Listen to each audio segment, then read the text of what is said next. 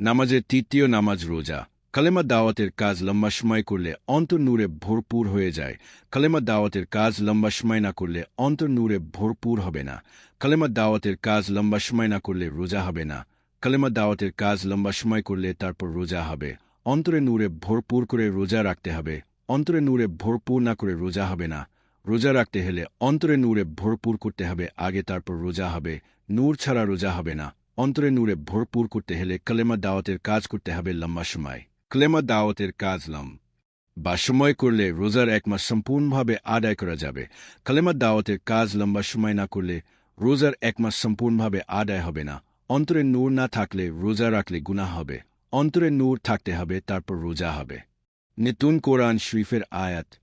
রোজার ফরজ সমস্ত মানুষের দৃষ্টি আকর্ষণ। রোজা হচ্ছে না খাওয়া। রমজান মাস হচ্ছে কষ্টের মাস। নবী সারাদিন না খেয়ে আল্লাহর পরিচয়ের দাওয়াত মানুষদেরকে দিত। নবী না খেয়ে মানুষদেরকে আল্লাহর পরিচয়ের দাওয়াত দেওয়ায় অন্তর মজবুত হয়েছিল। নবী না খেয়ে মানুষদেরকে আল্লাহর পরিচয়ের দাওয়াত দিয়ে অন্তর নূর দ্বারা মজবুত করেছিল। নবী এক মাস না খেয়ে প্রতিদিন একবার সন্ধ্যায় অল্প খাবার খেয়ে আল্লাহর পরিচয়ের দাওয়াত দিয়ে বেশি চেয়ে বেশি কাজ করে অন্তর শক্তিশালী করেছিল। নবী সারাদিন আল্লাহর পরিচয়ের দাওয়াত দিয়ে সময় কাটাতেন। আল্লাহর পরিচয়ের দাওয়াত দিলে অন্তরে নূর হাসিল হয়। অন্তরের খাবার নূর, আর নূর হাসিল হয় আল্লাহর পরিচয়ের দাওয়াত মানুষদেরকে দিলে। সমস্ত মানুষ না খেয়ে বেশি চেয়ে বেশি কাজ করে আল্লাহর পরিচয়ের দাওয়াত মানুষদেরকে দিতে হবে। নবী এক মাস না খেয়ে কাজ করে আল্লাহর পরিচয়ের দাওয়াত দিয়ে অন্তর শক্তিশালী করেছিল।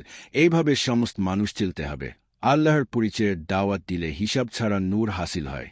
নতুন কোরআন শরীফের আয়াত।